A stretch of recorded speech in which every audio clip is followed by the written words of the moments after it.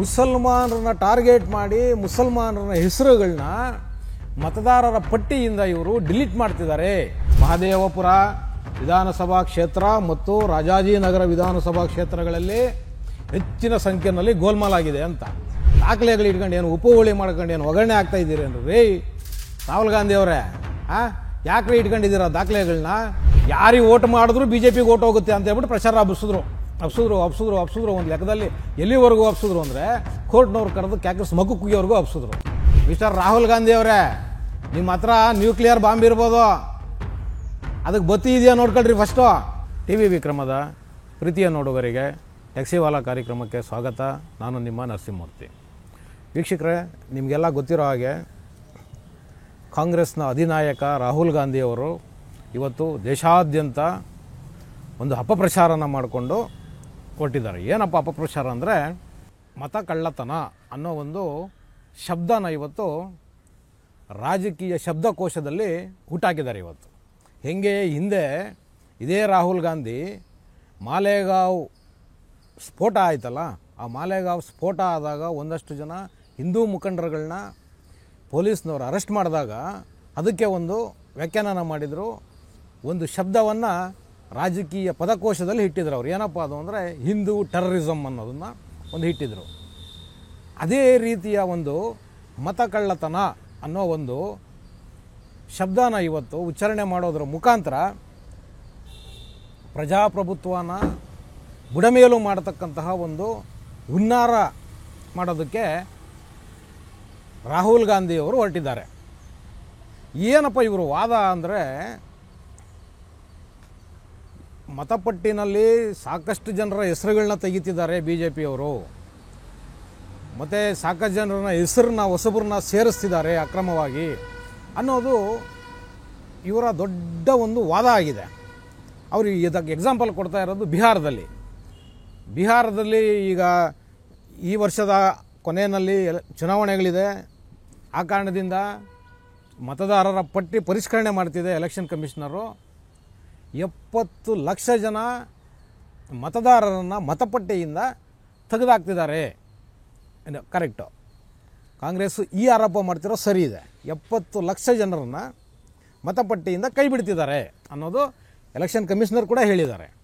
ಆದರೆ ಇವರು ಮಾಡ್ತಿರೋ ಆರೋಪ ಏನು ಅಂದರೆ, ಮುಸಲ್ಮಾನರನ್ನ ಟಾರ್ಗೆಟ್ ಮಾಡಿ ಮುಸಲ್ಮಾನರ ಹೆಸರುಗಳನ್ನ ಮತದಾರರ ಪಟ್ಟಿಯಿಂದ ಇವರು ಡಿಲೀಟ್ ಮಾಡ್ತಿದ್ದಾರೆ, ತೆಗೆದುಹಾಕ್ತಿದ್ದಾರೆ ಅನ್ನೋ ಒಂದು ದೊಡ್ಡ ಆರೋಪನ ಇವತ್ತು ದೇಶಾದ್ಯಂತ ಬಿತ್ತರಿಸುವುದರ ಮುಖಾಂತರ ದೇಶದಲ್ಲಿ ಸಂವಿಧಾನದ ಮೇಲೆ ಇರತಕ್ಕಂತಹ ನಂಬಿಕೆಗಳನ್ನ ಬುಡಮೇಲು ಮಾಡುವಂತಹ ಕೆಲಸನ ರಾಹುಲ್ ಗಾಂಧಿಯವರು ವಿದೇಶಿ ಶಕ್ತಿಗಳ ಜೊತೆ ಸೇರಿಕೊಂಡು, ಯಾರು ವಿದೇಶದಲ್ಲಿ ಭಾರತದ ಪ್ರಜಾಪ್ರಭುತ್ವವನ್ನು ಹಾಳು ಮಾಡಬೇಕು ಅನ್ನೋ ಒಂದು ದೃಷ್ಟಿಕೋನನ ಇಟ್ಕೊಂಡು ಭಾರತದ ವಿರುದ್ಧ ಕೆಲಸ ಮಾಡ್ತಿರ್ತಕ್ಕಂತಹ ಕೆಲವು ಎನ್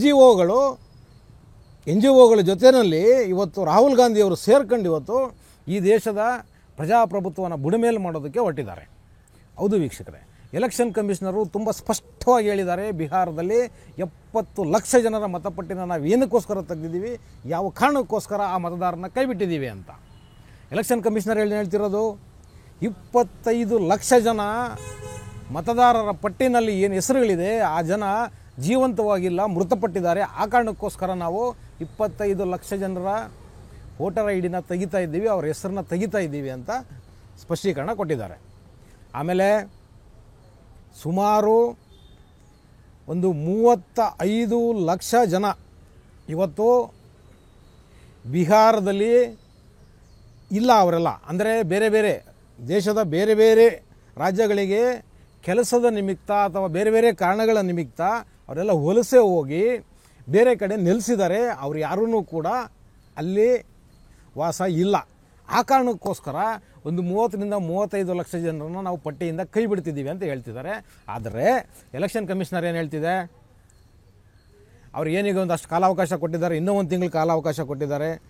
ಯಾರಾದರೂ ಮತದಾರರು ಅವರು ಒಂದು 11 ದಾಖಲೆಗಳನ್ನ ಕೊಟ್ಟಿದ್ದಾರೆ, ಆ ದಾಖಲೆಗಳನ್ನ ತೊಗೊಂಡು ಬಂದು ನಮಗೆ ಸಾಬೀತುಪಡಿಸಿದ್ರೆ ನಾವು ಇಲ್ಲೇ ಇದ್ದೀವಿ ಅಂತ ನಾವು ಮತ್ತೆ ಮತಪಟ್ಟಿಯಲ್ಲಿ ಹೆಸರನ್ನ ಸೇರಿಸ್ತೀವಿ ಅಂತಲೂ ಹೇಳ್ತಿದ್ದಾರೆ. ತುಂಬ ಸ್ಪಷ್ಟವಾಗಿ ಎಲೆಕ್ಷನ್ ಕಮಿಷನರು ಸ್ಪಷ್ಟನೆ ಕೊಡ್ತಿದ್ದಾರೆ. ಆದರೆ ಇವ್ರ ವಾದ ಏನು, ಮುಸಲ್ಮಾನರನ್ನ ಟಾರ್ಗೆಟ್ ಮಾಡಿ ಮುಸಲ್ಮಾನರ ಓಟುಗಳನ್ನ ಇವರು ತೆಗೆದಾಕ್ತಿದ್ದಾರೆ ಎಲೆಕ್ಷನ್ ಕಮಿಷನರು ಮತಪಟ್ಟಿಯಿಂದ. ಆ ಮುಖಾಂತರ BJPಗೆ ಚುನಾವಣೆ ಗೆಲ್ಲೋದಕ್ಕೆ ಸಹಕಾರ ಮಾಡ್ತಿದ್ದಾರೆ ಅನ್ನೋ ಒಂದು ದೊಡ್ಡ ಆರೋಪನ ಇವತ್ತು ದೇಶಾದ್ಯಂತ ಹರಿಬಿಡ್ತಿದ್ದಾರೆ.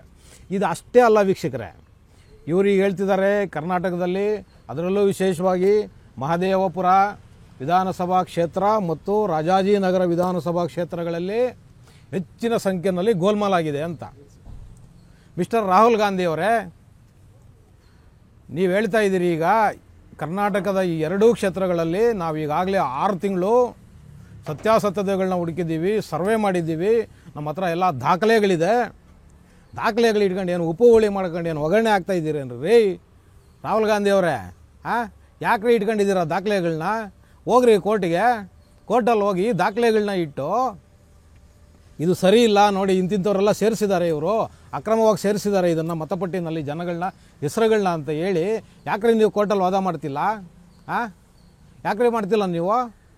ಸುಮ್ಮನೆ ಏನೇನು ಇಲ್ಲದೆ ಜನಗಳಲ್ಲಿ ಒಂದು ತಪ್ಪು ಅಭಿಪ್ರಾಯನ ಹುಟ್ಟಾಕಿ ಈ ಪ್ರಜಾಪ್ರಭುತ್ವದ ವ್ಯವಸ್ಥೆಗೆ ಒಂದು ಕಪ್ಪು ಮಸಿನ ಬಳಿಬೇಕು ಅನ್ನೋ ವಿದೇಶಿಗರ ಹುನ್ನಾರ ಜೊತೆ ನೀವು ಕೂಡ ಸೇರ್ಕೊಂಡು ಇವತ್ತು ಈ ಹುನ್ನಾರ ಮಾಡ್ತಿಲ್ಲ ಅಂತ ಅನ್ನಿಸ್ತಿಲ್ವಾ? ನಾವು ಯಾಕ್ರಿ ಯೋಚನೆ ಮಾಡಬಾರ್ದು ಹಿಂಗಂತ? ನಿಮ್ಮ ಹತ್ರ ದಾಖಲೆಗಳಿದೆ ಅಂತ ಹೇಳ್ಬಿಟ್ಟು 6 ತಿಂಗಳು 7 ತಿಂಗಳಿಂದ ಬಾಯ್ ಬಡ್ಕಂತಿದ್ದೀರಲ್ಲ ಒಂದೇ ಸಮನೆ. ಯಾಕೆ ನೀವು ಇನ್ನೂ ಕೋರ್ಟ್ಗೆ ಹೋಗ್ತಿಲ್ಲ? ನೀವು ಯಾಕೆ ಇದನ್ನು ಪ್ರಶ್ನೆ ಮಾಡ್ತಾ ಇಲ್ಲ ಕೋರ್ಟಲ್ಲಿ ಹೋಗಿ? ಹೇಳಿ, ನೀವು ಉತ್ತರ ಕೊಡಬೇಕು ಜನರಿಗೆ. ಸುಮ್ಮನೆ ಜನರನ್ನ ದಿಕ್ಕು ತಪ್ಪಿಸೋದಲ್ಲ. ನಮ್ಮ ಹತ್ರ ಏನೋ ಬಾಂಬ್ ಇದೆ, ಅಟಮ್ ಬಾಂಬ್ ಇದೆ, ನ್ಯೂಕ್ಲಿಯರ್ ಬಾಂಬ್ ಇದೆ. ಮಿಸ್ಟರ್ ರಾಹುಲ್ ಗಾಂಧಿ ಅವರೇ, ನಿಮ್ಮ ಹತ್ರ ನ್ಯೂಕ್ಲಿಯರ್ ಬಾಂಬ್ ಇರ್ಬೋದು, ಅದಕ್ಕೆ ಬತ್ತಿ ಇದೆಯಾ ನೋಡ್ಕೊಳ್ರಿ ಫಸ್ಟು. ನೀವು ಹಾಕಿರೋ ಬಾಂಬ್ ಯಾವುದೂ ಸಿಡಿತಿಲ್ಲ. ಎಲ್ಲ ಹುಸಿ ಬಾಂಬುಗಳು ನಿಮ್ಮದು. ನಿಮಗೂ ಆ ಪಾಕಿಸ್ತಾನದವ್ರಿಗೂ ಏನೂ ವ್ಯತ್ಯಾಸ ಇಲ್ಲ. ಅವರು ಅದನ್ನೇ ಹೇಳೋದು, ನಮ್ಮ ಮೇಲೆ ಏನಾದರೂ ನೀವು ಮಿಸೈಲ್ ಕಳಿಸಿದ್ರೆ ನಾವು ನ್ಯೂಕ್ಲಿಯರ್ ಕಳಿಸ್ತೀವಿ ಅಂತ. ಅದು ಎಲ್ಲಿದೆಯೋ ನ್ಯೂಕ್ಲಿಯರ್ ಅವ್ರಿಗೆ ಗೊತ್ತಿಲ್ಲ. ಹಂಗೆ ನಿಮ್ಮದೂ ಕತೆ. ಸುಮ್ಮನೆ ಜನರಲ್ಲಿ ಸುಳ್ಳು ಹೇಳೋದು, ತಪ್ಪಭಿಪ್ರಾಯನ ಮೂಡಿಸೋದು. ನಾನು ಇದನ್ನೇ ಸುಮ್ಮನೆ ಏನೋ ಕಾಟಾಚಾರಿ ಕೇಳ್ತಿಲ್ಲ, ನೀವೆಂಥ ಸುಳ್ಳರು ಅಂತ. ನೀವು ಹೇಳಿದಿರಲ್ಲ ಏನೋ ಈ ಕೃಷಿ ಕಾಯ್ದೆ ನರೇಂದ್ರ ಮೋದಿ ಅವರು ತರಕೊಟ್ಟಾಗ ಅರುಣ್ ಜೇಟ್ಲಿ ನನಗೆ ಧಮಕಿ ಹಾಕಿದ್ರು. ನಾನು ಅವ್ರಿಗೆ ಉತ್ತರ ಕೊಟ್ಟೆ. ಯಾರ ಹತ್ರ ಮಾತಾಡ್ತಾ ಇದ್ದೀರಾ ಗೊತ್ತಾ ನೀವು? ನಾನು ಯಾರು ಗೊತ್ತಾ? ನಾನು ಕಾಂಗ್ರೆಸ್ನವನು. ಬ್ರಿಟಿಷರ ಗುಂಡಿಗೆ ಎದುರಲಿಲ್ಲ ನಾವು ಅಂತ ಏನೋ ಬಿಟ್ರಲ್ಲ ಇಷ್ಟುದ್ದ ನಿಂತ್ಕೊಂಡು ಮೈಕ್ ಮುಂದೆ. ಎಂಥ ಸುಳ್ಳು ನೋಡಿ, ಹಸಿ ಸುಳ್ಳು. ಪಾಪ ಅರುಣ್ ಜೇಟ್ಲಿ ಅವರು 2019ರಲ್ಲೇ ಅವರು ತೀರ್ಕೊಂತಾರೆ. ಈ ಕೃಷಿ ಕಾಯ್ದೆ ಬಿಲ್ಲನ್ನು ನರೇಂದ್ರ ಮೋದಿ ಅವರು ಪಾರ್ಲಿಮೆಂಟಲ್ಲಿ ತೊಗೊಂಡು ಬಂದಿದ್ದು 2020ರಲ್ಲಿ. ಯೋಚನೆ ಮಾಡಿ, ರಾಹುಲ್ ಗಾಂಧಿ ಎಷ್ಟು ಸುಳ್ಳು ಪುರ್ಕ ಅಂತ ಇಲ್ಲೇ ಗೊತ್ತಾಗುತ್ತೆ. ಯಾಕೆಂದರೆ ಪಾಪ ಅರುಣ್ ಜೇಟ್ಲಿ ಅವ್ರು ಇರಲೇ ಇಲ್ಲ ಆ ಬಿಲ್ ಬಂದಾಗ. ಇವರು ಕತೆಗಳು ಹೇಳ್ತಾರೆ. ಈಗ ಅರುಣ್ ಜೇಟ್ಲಿ ನನಗೆ ಧಮಕಿ ಹಾಕ್ಬಿಟ್ಟಿದ್ರು, ನಾವು ನಿಮ್ಗೆ ಅರೆಸ್ಟ್ ಮಾಡಿಸ್ಬಿಡ್ತೀವಿ ಅದು ಇದು ಅಂತ ಹೇಳಿದರು ಅಂತ ಹೇಳಿ ಇವತ್ತು ಜನರ ಮಧ್ಯದಲ್ಲಿ ಸುಳ್ಳು ಹೇಳ್ಕೊಂಡು ತಿರುಗ್ತಿದ್ದಾರೆ. ಹೌದು ವೀಕ್ಷಕರೇ, ಇವ್ರ ಹತ್ರ ಏನೂ ದಾಖಲೆಗಳಿಲ್ಲ. ಮತ್ತು ಇವರು ಯಾವುದೇ ರೀತಿಯ ಸಿದ್ಧತೆಗಳನ್ನ ಮಾಡಿಕೊಂಡು ಬಂದು ಪ್ರೆಸ್ ಮೀಟ್ನ ಮಾಡೋದಿಲ್ಲ. ಏನೋ ಒಂದು ಬಾಯಿಗೆ ಬಂದು ಹೋದ್ರಬಿಡ್ತಾರೆ ಅಷ್ಟೇ. ಜನರಿಗೆ ಎಲ್ಲ ಬರೀ ತಪ್ಪು ಅಭಿಪ್ರಾಯಗಳನ್ನ ಸಮಾಜದಲ್ಲಿ ಮೂಡಿಸೋದು. ಹತಾಶರಾಗಿದೆ ಈ ಕಾಂಗ್ರೆಸ್ಸು, ಹತಾಶ ಆಗಿದೆ. ಏನಕ್ಕೆ ಅಂದರೆ 3 ಎಲೆಕ್ಷನ್ ಈಗ ಸತತವಾಗಿ ಸೋಲ್ತಿದ್ದಾರೆ. ಮುಂದೇನು ಗೆಲ್ತೀವಿ ಅನ್ನೋ ಯಾವ ನಂಬಿಕೆನೂ ಕೂಡ ಕಾಂಗ್ರೆಸ್ಸಲ್ಲಿ ಉಳಿತಿಲ್ಲ. ಆ ಕಾರಣಕ್ಕೋಸ್ಕರ ಹತಾಶೆಯಿಂದ ಇವತ್ತು ನಮ್ಮ AICC ಅಧ್ಯಕ್ಷರು ಮಲ್ಲಿಕಾರ್ಜುನ ಖರ್ಗೆಜಿಯಿಂದ ಹಿಡಿದು ರಾಹುಲ್ ಗಾಂಧಿ ಎಲ್ಲರೂ ಸೇರ್ಕೊಂಡು ಇವತ್ತು ಹತಾಶ ಮನೋಭಾವದಿಂದ ಏನೂ ಮಾಡೋಕ್ಕಾಗದೇ ಇರೋ ಪರಿಸ್ಥಿತಿನಲ್ಲಿ ಇವತ್ತು ಸುಳ್ಳು ಸುದ್ದಿಗಳನ್ನ ಸಮಾಜದಲ್ಲಿ ಹರಿದು ಬಿಡ್ತಿದ್ದಾರೆ. ಹೇಗಾದರೂ ಮಾಡಿ ನರೇಂದ್ರ ಮೋದಿ ಅವರಿಗೆ ಕಳಂಕ ತರಬೇಕು, ಕಪ್ಪು ಮಸಿ ಬೆಳಿಬೇಕು ಅನ್ನೋದೇ ಇವ್ರ ಉದ್ದೇಶ. ಇವರಿಗೆ BJP ಇವ್ರ ವಿರೋಧ ಅಲ್ಲವೇ ಅಲ್ಲ. ಇವರ ವಿರೋಧ ಯಾರು ಅಂದರೆ ನರೇಂದ್ರ ಮೋದಿ. ಹೌದು, ಏನಾದರೂ ಮಾಡಿ ನರೇಂದ್ರ ಮೋದಿನ ಕೆಳಗಿಳಿಸಬೇಕು. ಇದು ಬರೀ ಭಾರತದ ಕಾಂಗ್ರೆಸ್ದ ಈ ಪ್ರಯತ್ನ ಖಂಡಿತ ಇಲ್ಲ. ಪ್ರಪಂಚದ ಸಾಕಷ್ಟು ನಮ್ಮ ವಿರೋಧಿ ದೇಶಗಳು ಈ ಪ್ರಯತ್ನನ ಮಾಡ್ತಿದ್ದಾವೆ. ಹೌದು ವೀಕ್ಷಕರೇ, ಸಾಕಷ್ಟು ದೇಶಗಳು ಏನಾದರೂ ಮಾಡಿ ಭಾರತದಲ್ಲಿ BJP ಸರ್ಕಾರನ, ನರೇಂದ್ರ ಮೋದಿಯ ನೇತೃತ್ವದ BJP ಸರ್ಕಾರನ ಕೆಳಗಡೆ ಇಳಿಸಲೇಬೇಕು ಅಂತ ಸಾಕಷ್ಟು ದೇಶಗಳು ಈ ದೇಶದ ವಿರುದ್ಧವಾಗಿ ಹುನ್ನಾರ ಮಾಡ್ತಿದೆ. ಅಂಥ ಹುನ್ನಾರ ಮಾಡೋರ ಜೊತೆಗೆ ಇವರೂ ಕೂಡ ಮೇಲ್ನೋಟಕ್ಕೆ ಕಾಣಿಸ್ತಿದೆ ಕೈ ಜೋಡಿಸ್ತಿದ್ದಾರೆ ಅನ್ನೋ ಲೆಕ್ಕದಲ್ಲಿ. ಯಾಕೆಂದರೆ ಇವರ ನಡವಳಿಕೆಗಳು ಹಂಗೆ ಇದೆ. ಹೌದು, ಇವರ ನಡವಳಿಕೆಗಳು ಆ ಥರ ಇದೆ. ಇವತ್ತು ಅಷ್ಟು ಅನುಮಾನಗಳನ್ನ ಹುಟ್ಟಾಗ್ತಾ ಇದೆ. ನೋಡಿ, ಇವ್ರು ಏನು ಹೇಳ್ತಾರೆ, ಮತ ಕಳ್ಳತನ. ನಿಜವಾಗ್ಲೂ ಇದೊಂದು ಪ್ರಜಾಪ್ರಭುತ್ವದ ಕಗ್ಗೊಲೆ. ಇದು ನನ್ನ ಕೇಳಿದ್ರೆ ಪ್ರಜಾಪ್ರಭುತ್ವದ ಕಗ್ಗೊಲೆ. ಏನಕ್ಕೆ ಅಂದರೆ ಈ ಚುನಾವಣೆ ವ್ಯವಸ್ಥೆ ಇದೆಯಲ್ವಾ, ಭಾರತೀಯ ಚುನಾವಣೆ ವ್ಯವಸ್ಥೆ ಅನ್ನೋದು ಇಡೀ ಜಗತ್ತಿಗೆ ಮಾದರಿ. ನಾನು ಏನಕ್ಕೆ ಇದನ್ನು ಹೇಳ್ತೀನಿ ಇಡೀ ಜಗತ್ತಿಗೆ ಮಾದರಿ ಅಂದರೆ, ನೋಡಿ, ನಾವು ಎಕ್ಸಾಂಪಲ್ ನಾನು ಹೇಳ್ತೀನಿ. ಈ ದೇಶದ ಪಾರ್ಲಿಮೆಂಟ್ ಎಲೆಕ್ಷನ್ ಆಗುತ್ತೆ, ಲೋಕಸಭೆ ಎಲೆಕ್ಷನ್ನು. 540 ಚಿಲ್ಲರೆ ಮತಗಟ್ಟೆಗಳಿದ್ದಾವೆ. ಅಂದರೆ ಎಂಪಿಗಳು ಸ್ಪರ್ಧೆ ಮಾಡ್ತಾರೆ. ಅಷ್ಟು ದೊಡ್ಡ ಮತದಾರರು ಆ ಚುನಾವಣೆಯಲ್ಲಿ ಮತ ಚಲಾವಣೆ ಮಾಡ್ತಾರೆ. ಹೆಚ್ಚು ಕಮ್ಮಿ 80 ಕೋಟಿ ಜನ ಚುನಾವಣೆಯಲ್ಲಿ ಮತದಾನ ಮಾಡ್ತಾರೆ. ವೀಕ್ಷಕರೇ, ಇದರ ಮತದಾನ ಆದಮೇಲೆ ಎಣಿಕೆ ಮಾಡ್ತಾರಲ್ವ, ಈ ಎಣಿಕೆ ಕಾರ್ಯ ಇದೆಯಲ್ವಾ, ಎಷ್ಟು ಅದ್ಭುತವಾಗಿ ನಡೆಯುತ್ತೆ ಅಂದರೆ 7 ರಿಂದ 8 ಗಂಟೆನಲ್ಲಿ ಪೂರ್ತಿ ದೇಶದ ಫಲಿತಾಂಶನ ಕೊಡ್ತಾರೆ. ನೋಡಿ, ಜಗತ್ತಿನ ಯಾವ ದೇಶದಲ್ಲಿ ಈ ಸಿಸ್ಟಮ್ ಇಲ್ಲ. ಏನಿವತ್ತು ತುಂಬ ಮುಂದುವರೆದಿರೋ ದೇಶ ಅಮೇರಿಕ ಅಂತ ಹೇಳ್ಕೊಳ್ಳುತ್ತಲ್ವ, ಅಮೇರಿಕದಲ್ಲಿ ನಡೆಯೋ ಚುನಾವಣೆಗಳಲ್ಲಿ ಫಲಿತಾಂಶ ಬರಬೇಕಂದ್ರೆ ಹೆಚ್ಚು ಕಮ್ಮಿ 5 ರಿಂದ 6 ದಿವಸ ಆಗುತ್ತೆ ಅಂತಿಮ ಫಲಿತಾಂಶಗಳು ಹೊರಬೀಳಬೇಕಂದ್ರೆ. ಆದರೆ ಈ ದೇಶದ ಚುನಾವಣಾ ವ್ಯವಸ್ಥೆ ಇದೆಯಲ್ವಾ, ಅಷ್ಟು ಅಚ್ಚುಕಟ್ಟಾಗಿ ಈ ದೇಶದ ಚುನಾವಣೆ ವ್ಯವಸ್ಥೆ ಇದೆ. ಈ ದೇಶದ ಚುನಾವಣಾ ಅಧಿಕಾರಿಗಳು ಅಷ್ಟು ವ್ಯವಸ್ಥಿತವಾಗಿ ಚುನಾವಣೆಗಳನ್ನ ನಡೆಸ್ತಾರೆ ಈ ದೇಶದಲ್ಲಿ. ಇವರಿಗೆ ಏನು ಸಮಸ್ಯೆ ಈಗ ಅಂದರೆ, ಇವ್ರು ಗೆಲ್ಲಕ್ಕಾಗ್ತಾ ಇಲ್ಲ. ದೇಶದಲ್ಲಿ ಎಲ್ಲ ಕಡೆ ಸೋತು ಸುಣ್ಣ ಆಗಿ ಮೂಲೆ ಸೇರ್ಕೊಂಡ್ಬಿಟ್ಟಿದ್ದಾರೆ. ಇವರು ಗೆಲ್ಲಕ್ಕಾಗ್ತಿಲ್ಲ. ಹಿಂದೆ ಎಲ್ಲ ಏನು ಮಾಡ್ತಿದ್ರು ಇವರು, EVMಗಳು ಸರಿ ಇಲ್ಲ ಅಂತ ಹೇಳ್ತಿದ್ರು. ಹೌದು, EVMಗಳ ಮೇಲೆ ಎತ್ತಾಕ್ಬಿಡ್ತಿದ್ರು. ಯಾರಿಗೆ ಓಟ್ ಮಾಡಿದ್ರು BJPಗೆ ಓಟ್ ಹೋಗುತ್ತೆ ಅಂತ ಹೇಳ್ಬಿಟ್ಟು ಪ್ರಚಾರ ಹಬ್ಸಿದ್ರು. ಒಂದು ಲೆಕ್ಕದಲ್ಲಿ ಎಲ್ಲಿವರೆಗೂ ಹಬ್ಸಿದ್ರು ಅಂದರೆ, ಕೋರ್ಟ್ನವ್ರು ಕರೆದು ಕ್ಯಾಕರ್ಸ್ ಮಗು ಕುಗಿಯೋವರೆಗೂ ಹಬ್ಸಿದ್ರು. ಈಗ ಆ ಸುಪ್ರೀಂ ಕೋರ್ಟ್ನವ್ರು ಕರೆದು ನಿಮ್ಮ ಹತ್ರ ಆ ಥರದ್ದು ಏನಾದ್ರು ದಾಖಲೆಗಳಿದ್ರೆ ಇಡ್ರಿ ಅಂತ ಹೇಳಿದ್ರು. ಇವ್ರ ಹತ್ರ ಏನೂ ಇಲ್ಲ, ಬದನೆಕಾಯಿ ಖಾಲಿ ಬುಲ್ಡೆ, ಬುಡ್ಬುಡಿಕೆ ಆಡಿಸ್ತಾರಲ್ಲ ಹಂಗೆ ಖಾಲಿ ಬುಲ್ಡೆ ಇದು, ಏನೂ ಕೊಡಲಿಲ್ಲ. ಕೊನೆಗೆ ಬಾಯಿ ಮುಚ್ಕೊಂಡು ಇರಬೇಕು ಅಂತ ಹೇಳಿದ್ರು. ಈಗ ಅದನ್ನು ಬಿಟ್ಟರು. ಈಗ ಏನು ಇರೋದು ಹೊಸದು ಇದೆ, ಮತ ಕಳ್ಳತನ. ರಾಹುಲ್ ಗಾಂಧಿಯವರೇ, ನಿಮಗೆ ಈ ಮತ ಕಳ್ಳತನ ಅಂತ ಹೇಳುವ ಯಾವುದೇ ಯೋಗ್ಯತೆ ಅರ್ಹತೆ ನಿಮಗಾಗಲಿ ನಿಮ್ಮ ಪಕ್ಷಕ್ಕಾಗಲಿ ಇಲ್ಲ. ಏನಕ್ಕೆ ಇಲ್ಲ ಅಂತಲೂ ಹೇಳ್ತೀನಿ. ಈ ಅಕ್ರಮ ಚುನಾವಣೆಗಳನ್ನ ನೀವು ಮಾಡಿದವರು, ನಿಮ್ಮ ಅಜ್ಜಿ ಮಾಡಿದವರು. ಹೌದು, ಈ ಅಕ್ರಮ ಚುನಾವಣೆಗಳು ಯಾಕೆಂದರೆ ಸುಮ್ಮನೆ ಹೇಳ್ತಿಲ್ಲ, ಇದು ದಾಖಲೆ, ರೆಕಾರ್ಡ್ ಇದು. ನಿಮ್ಮ ಅಜ್ಜಿ ಚುನಾವಣಾ ಅಕ್ರಮನ ಮಾಡಿ ರಾಯ್ಬರೇಲಿಯಲ್ಲಿ ಗೆದ್ದಿದ್ದು 1971ರಲ್ಲಿ. ಹೌದು, ಇದನ್ನು ಕೋರ್ಟಲ್ಲಿ ಚಾಲೆಂಜ್ ಮಾಡಿ ನಿಮ್ಮ ಅಜ್ಜಿ ವಿರುದ್ಧ ಗೆದ್ದಿದ್ದಾರೆ ಒಬ್ಬರು. ಹೌದು, ಹಾಗಾಗಿನೇ ನಿಮ್ಮ ಅಜ್ಜಿ ಈ ದೇಶದ ಮೇಲೆ ಎಮರ್ಜೆನ್ಸಿ ಹಾಕಿದ್ದು, ಗೊತ್ತಾ? ಯಾವ ನೈತಿಕತೆ ಇದೆ ರೀ ನಿಮ್ಗೆ ಇದನ್ನು ಮಾತಾಡೋದಕ್ಕೆ, ಮತ ಕಳ್ಳತನ ಅಂತ? ಏನಕ್ಕೆ ಅಂದರೆ ನೀವಿದನ್ನು ಮಾಡ್ತಿದ್ರಿ, ಹಿಂದೆ ನೀವಿದನ್ನು ಮಾಡಿದ್ದೀರಿ, ಹಾಗಾಗಿ ನೀವು ಇದನ್ನು ಆರೋಪ ಮಾಡ್ತಿರೋದು. ಇದು ನೀವು ಮಾತ್ರ ಆರೋಪ ಮಾಡೋಕ್ಕೆ ಸಾಧ್ಯ. ಇದು ಏನಕ್ಕೆ ಅಂದರೆ ಒಬ್ಬ ಕಳ್ಳ ಇನ್ನೊಬ್ಬ ಕಳ್ಳನಿಗೆ ಮಾತ್ರನೇ ಹೇಳೋಕ್ಕೆ ಸಾಧ್ಯ. ನೀವು ಅದನ್ನು ಮಾಡಿದಿರಿ ಹಿಂದೆ. ಆ ಕಾರಣಕ್ಕೋಸ್ಕರ ಇವತ್ತು ಕೇಂದ್ರ ಸರ್ಕಾರದ ಮೇಲೆ ನೀವು ಇದನ್ನು ಹೇಳ್ತಿದ್ದೀರಿ, ನೀವು ಇದನ್ನು ಮಾಡ್ತಿದ್ದೀರಿ ಅಂತ. ನೀವು ಹಿಂದೆ ಇದನ್ನೇ ಮಾಡ್ತಿದ್ದಿದ್ದು. ನಿಮ್ಮ ಹೇಳಿಕೆಗಳಲ್ಲಿ ಯಾವ ಸತ್ಯನೂ ಇಲ್ಲ, ಸತ್ಯಾಂಶನೂ ಇಲ್ಲ, ಏನೂ ಇಲ್ಲ. ನಿಮ್ಮ ಹತ್ರ ಆ ರೀತಿಯ ಏನಾದರೂ ದಾಖಲೆಗಳಿದ್ದರೆ ದಯಮಾಡಿ ಬೀದಿನಲ್ಲಿ ಬಾಯಿ ಬಡ್ಕೊಳ್ಳೋದು ಬಿಟ್ಟು, ಈ ದೇಶದಲ್ಲಿ ನ್ಯಾಯಾಂಗ ವ್ಯವಸ್ಥೆ ಇದೆ, ನೀವು ಹೋಗಿ ಆ ವ್ಯವಸ್ಥೆನಲ್ಲಿ ಪ್ರಶ್ನೆ ಮಾಡಿ ನೀವು ದಾಖಲೆಗಳನ್ನ ಕೊಡಿ. ಯಾಕೆ ನಿಮಗೆ ತಾಕತ್ತಿಲ್ವಾ? ನಿಮಗೆ ತಾಕತ್ತಿಲ್ವೇನ್ರಿ ದಾಖಲೆಗಳನ್ನ ಕೊಡೋಕ್ಕೆ? ದಾಖಲೆಗಳನ್ನ ಕೊಟ್ಟು ಯಾರು ಅಕ್ರಮ ಮಾಡಿ ಚುನಾವಣೆಯಲ್ಲಿ ಗೆದ್ದಿದ್ದಾರೆ ಆ ಸಿಂಧು ಮಾಡಿಸ್ರಿ. ನಿಮಗೆ ತಾಕತ್ತಿದ್ರೆ ಆ ಸಿಂಧು ಮಾಡಿಸ್ರಿ. ನಿಮ್ಮ ಅಜ್ಜಿಗೆ ಮಾಡಿರಲಿಲ್ವಾ?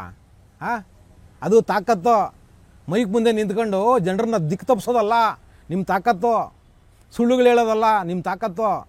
ನಿಮ್ಮ ತಾಕತ್ತು ಏನಿದ್ರು ನ್ಯಾಯಾಲಯದಲ್ಲಿ ತೋರಿಸಿ, ನ್ಯಾಯಾಲಯಗಳಿಗೆ ಹೋಗಿ ಅಪ್ರೋಚ್ ಮಾಡಿ, ದಾಖಲೆಗಳನ್ನ ಕೊಡಿ. ಆವಾಗ ನೀವು ಆರೋಪಗಳನ್ನ ಒಪ್ಕೊಳ್ತೀವಿ ನಾವು. ಅದನ್ನು ಬಿಟ್ಬಿಟ್ಟು ರೋಡಲ್ಲಿ ನಿಂತ್ಕೊಂಡು ಏನು ದೊಡ್ಡದಾಗಿ ಇಲ್ಲೇನೋ ಸ್ಟ್ರೈಕ್ ಮಾಡಿಬಿಡ್ತಾರಂತೆ. ಏನಪ್ಪ ಸ್ಟ್ರೈಕ್ ಮಾಡಿಬಿಟ್ಟು ಏನು ಮಾಡ್ತೀಯಪ್ಪ ನೀನು? ಒಂದಷ್ಟು ಟ್ರಾಫಿಕ್ ಜಾಮ್ ಮಾಡ್ತೀರಾ ಅಷ್ಟೇ ಅಲ್ವಾ? ಒಂದಷ್ಟು ಜನ ಏನೋ ಸಾರ್ವಜನಿಕರಿಗೆ ತೊಂದರೆ ಕೊಡ್ತೀರಿ. ನೀವು ಫ್ರೀಡಮ್ ಪಾರ್ಕಲ್ಲಿ ಇನ್ನೇನು ನೀವು ಮಾಡೋದು? ಹಾಂ, ನಿಮ್ಮ ಹಸಿ ಸುಳ್ಳು ಅಂತ ಜನರಿಗಂತೂ ಮೊದಲೇ ಗೊತ್ತು. ಹಾಂ, ಇನ್ನೇನಪ್ಪ ಒಂದಷ್ಟು ಜನರು ಗುಡ್ಯಾಕಂತೀರ. ಸುತ್ತಮುತ್ತ ನಾಳೆ ಎಲ್ಲ ಟ್ರಾಫಿಕ್ ಜಾಮು, ನಿಮ್ಮನ್ನು ಬೈಕೊಂಡು ತಿರ್ಕೊಬೇಕು ಜನ. ಇಷ್ಟ ಅಲ್ವಾ ನೀವು ಮಾಡೋದು? ನಿಮ್ಮ ಹತ್ರ ದಾಖಲೆಗಳಂತೂ ಇಲ್ಲ ಅಲ್ವಾ? ಮತ್ತು ನೀನೇನು ದೇವಲೋಕದಿಂದ ಇಳಿದು ಬರ್ತಾ ಇದೆಯಾ? ನೀನೊಂಥರ ದೇವೇಂದ್ರ ಇದ್ದಂಗೆ ಈಗ. ಅಲ್ಲಿ ನಿಮ್ಮ ಕರ್ನಾಟಕ ಕಾಂಗ್ರೆಸ್ ಅವರು ಆ ಫ್ರೀಡಮ್ ಪಾರ್ಕ್ ಹತ್ರ ಮರಗಳು ಕಡ್ದವ್ರಂತೆ, ಗೋಡೆ ಹೊಡೆದವ್ರಂತೆ. ಯಾಕೆ ಆ ಪಾರ್ಕ್ನೇ ಹೊಡೆದಾಕ್ಬಿಡ್ರಿ. ನಿಮ್ಮ ಪೂರ್ವಿಕರ ಆಸ್ತಿ ಅಲ್ವಾ ಅದು? ಇದೆಲ್ಲ ಆಗ್ತಿದೆ, ಟ್ರೋಲ್ ಆಗ್ತಿದೆ ಈಗ. ನಿಮ್ಮ ಕರ್ನಾಟಕ ಕಾಂಗ್ರೆಸ್ ಅವರು ನಿಮ್ಮನ್ನು ಸ್ವಾಗತ ಮಾಡೋಕ್ಕೆ ಇಷ್ಟೆಲ್ಲ ಕಾರ್ಯಕ್ರಮಗಳು ಮಾಡ್ತಿದ್ದಾರೆ, ನಿಮ್ಮನ್ನು ಮೆಚ್ಚಿಸೋದಕ್ಕೆ. ಅವ್ರು ನಿಮ್ಮನ್ನು ಮೆಚ್ಚಿಸ್ಬೋದ್ರಿ, ಆದರೆ ನೀವು ಆರೋಪ ಮಾಡ್ತಿರೋದನ್ನ ಮೆಚ್ಚಿಸಿ ಜನರಿಗೆ. ನಿಮ್ಮನ್ನು ಅವ್ರು ಮೆಚ್ಚೋದು ಸರಿ ಇದೆ. ಅವ್ರು ಮರ ಕಡಿದ್ರು, ಗೋಡೆ ಹೊಡೆದ್ರು, ಏನೋ ಒಂದು ಹೊಡಿತಾರೋ ಅವರು ಇರಲಿ, ಅವ್ರು ನಿಮ್ಮನ್ನು ಮೆಚ್ಚಿಸ್ತಾರೆ. ಆದರೆ ನಿಮ್ಮ ಆರೋಪ ಮಾಡ್ತಿದ್ದೀರಲ್ಲ ಈಗ, ಮತ ಕಳ್ಳತನ ಅನ್ನೋ ಒಂದು ಹೊಸ ಶಬ್ದನ ಇವತ್ತು ರಾಜಕೀಯ ಶಬ್ದಕೋಶದಲ್ಲಿ ಇಡ್ತಾ ಇದ್ದೀರಿ. ಹೌದು, ಅದಕ್ಕೆ ದಾಖಲೆಗಳು ಕೊಡಿ ಜನರ ಮುಂದೆ. ಅಲ್ಲಿ ನಾಳೆ ಬರ್ತಿರಲ್ವ, ತೊಗೊಂಡು ಬನ್ನಿ. ಅದು ಏನು 6 ತಿಂಗಳು ನೀವು ಕಡಿದು ಕೊಂಪೆ ಹಾಕಿದ್ದೀರೋ ಒಂಚೂರು ನೋಡೋಣ, ನಾವೂ ತಿಳ್ಕೊಳ್ಳೋಣ, ನಮಗೂ ಕುತೂಹಲ ಇದೆ. ಅದು ಏನು ನೀವು ಉತ್ಖನನ ಮಾಡಿ ಸಂಶೋಧನೆ ಮಾಡಿ ಅದು ಎತ್ತಿದಿರೋ ಮೇಲಕ್ಕೆ ನೋಡೋಣ ನಾವೂ. ನಿಮಗೆ ನಾಚಿಕೆ ಆಗ್ಬೇಕ್ರಿ ರಾಹುಲ್ ಗಾಂಧಿ ಅವರೇ. ಕೇಂದ್ರ ಚುನಾವಣಾ ಆಯೋಗದವ್ರು ಹೇಳ್ತಿದ್ದಾರೆ, ಅಲ್ಲಿ ಯಾರು ಆಯೋಗದಲ್ಲಿ ಕೆಲಸ ಮಾಡ್ತಿದ್ದಾರೆ ಅಧಿಕಾರಿಗಳಿಗೆ ಕೇಂದ್ರ ಚುನಾವಣಾ ಆಯೋಗ ಹೇಳ್ತಿದ್ದಾರೆ, ಅವರ ಯಾವ ಮಾತುಗಳಿಗೂ ನೀವು ತಲೆ ಕೊಡಬೇಡಿ. ಏನೋ ಅವರು ಬೊಗಳ್ತಾನೆ ಇರ್ತಾರೆ, ಬೊಗಳ್ಕಳ್ಳಿ ಅವರು, ನಿಮ್ಮ ಪಾಡಿನ ನೀವು ಕೆಲಸ ಮಾಡ್ಕೊಂಡು ಹೋಗಿ ಅಂತ. ಅಂದರೆ ನಿಮ್ಮ ಈ ಸುಳ್ಳುಗಳು ನಿಮ್ಮ ಕುತ್ತಿಗೆಗೆ ನೋಡಿ ಹೆಂಗೆ ತಿರುಗ್ತಾ ಇದ್ದಾವೆ ಅವು ಅಂತ, ನಿಮ್ಮಿಂದನೇ ಸುತ್ತಿದ್ದಾವವು. ನೀವು ಎಲ್ಲಿವರೆಗೂ ಈ ಥರ ಸುಳ್ಳುಗಳನ್ನ ಹೇಳ್ಕೊಂಡು ಹೋಗ್ತಿರ್ತೀರಿ ಅಲ್ಲಿವರೆಗೂ ನಿಮ್ಮ ಮೇಲಿನ ವಿಶ್ವಾಸ ಜನರಲ್ಲಿ ಕಮ್ಮಿ ಹಾಕ್ಕೊಂಡು ಬರ್ತಾ ಇದೆ. ಯಾಕೆ ಇದನ್ನು ಹೇಳ್ತಿದ್ದೀನಿ ಅಂದರೆ, ನೀವು ಯಾವುದಕ್ಕೂ ದಾಖಲೆ ಕೊಡ್ತಾ ಇಲ್ಲ. ಆ ಕಾರಣಕ್ಕೋಸ್ಕರ ನೀವುಗಳು ಮೊದಲು ದಾಖಲೆಗಳನ್ನ ಕೊಡಿ. ದಾಖಲೆಗಳನ್ನ ಕೊಟ್ಟು ಕೋರ್ಟ್ಗಳಲ್ಲಿ ಅದನ್ನು ಪ್ರೂವ್ ಮಾಡಿ ಜನರ ಮುಂದೆ ಬನ್ನಿ. ನೋಡಿ, ನಾವು ಇಂಥ ಆರೋಪ ಮಾಡಿದ್ವಿ, ಇಂಥ ಆರೋಪಕ್ಕೆ ನಾವು ಇಂತಿಷ್ಟು ದಾಖಲೆಗಳನ್ನ ಕೊಟ್ಟು ನಾವು ಈ ಆರೋಪನ ಸರಿ ಅಂತೇಳಿ ಸಾಬೀತು ಮಾಡಿದ್ದೀವಿ ಅಂತ ಆಮೇಲೆ ಜನರ ಮೇಲೆ ಮುಂದೆ ಬನ್ನಿ. ಆವಾಗ ನಿಮ್ಮನ್ನು ನಂಬ್ತಾರೆ. ನೀವು ಸುಮ್ಮನೆ ಏನೋ ಬೇಡದೇ ಇರೋದನ್ನೆಲ್ಲ ನೀವು ಹಬ್ಬಿದ್ರೆ ಜನ ಇಲ್ಲಿ ಕೇಳಿಸ್ಕೊಂಡು ಇಲ್ಲಿ ಬಿಟ್ಬಿಡ್ತಾರೆ ಅಷ್ಟೇ. ಅದರಿಂದ ನಿಮ್ಗೇನು ಉಪಯೋಗ ಆಗಲ್ಲ. ಆ ಕಾರಣಕ್ಕೋಸ್ಕರ ಹೇಳ್ತಾ ಇದ್ದೀನಿ, ಮಿಸ್ಟರ್ ರಾಹುಲ್ ಗಾಂಧಿ ಅವರೇ, ದಯಮಾಡಿ ನಿಮ್ಮ ಆರೋಪಗಳಿಗೆ ಸಂಬಂಧಪಟ್ಟಂಗೆ ಎಲ್ಲ ದಾಖಲೆಗಳನ್ನು ನ್ಯಾಯಾಲಯದ ಮುಂದೆ ಇಟ್ಟು ಅದನ್ನು ಸಾಬೀತುಪಡಿಸಿ ಆಮೇಲೆ ನೀವು ಜನರ ಬಳಿ ಬರಬೇಕಾಗಿ ನಿಮ್ಮಲ್ಲಿ ವಿನಂತಿಸ್ಕೊಳ್ತಾ ಇವತ್ತಿನ ಟ್ಯಾಕ್ಸಿವಾಲಾ ಕಾರ್ಯಕ್ರಮನ ಮುಗಿಸ್ತಾ ಇದ್ದೀನಿ. ಶೇರ್ ಮಾಡಿ, ಸಬ್ಸ್ಕ್ರೈಬ್ ಮಾಡಿ, ಲೈಕ್ ಮಾಡಿ, ಹೆಚ್ಚೆಚ್ಚು ಕಾಮೆಂಟ್ ಮಾಡುವುದರ ಮುಖಾಂತರ ನಮ್ಮನ್ನು ಪ್ರೋತ್ಸಾಹಿಸ್ತೀರಿ. ಟಿವಿ ವಿಕ್ರಮ, ದೇಶ ನಿಮ್ಮ ಕೈಯಲ್ಲಿ. ಈ ಕಾರ್ಯಕ್ರಮ ನಿಮಗೆ ಇಷ್ಟ ಆಗಿದ್ದಲ್ಲಿ ಲೈಕ್, ಶೇರ್ ಹಾಗೂ ಕಮೆಂಟ್ ಮಾಡಿ. ಟಿವಿ ವಿಕ್ರಮದ ಕಾರ್ಯಕ್ರಮಗಳನ್ನು ನಿರಂತರವಾಗಿ ವೀಕ್ಷಿಸಲು ಸಬ್ಸ್ಕ್ರೈಬ್ ಮಾಡಿ, ಬೆಲ್ ಐಕನ್ ಒತ್ತಿ.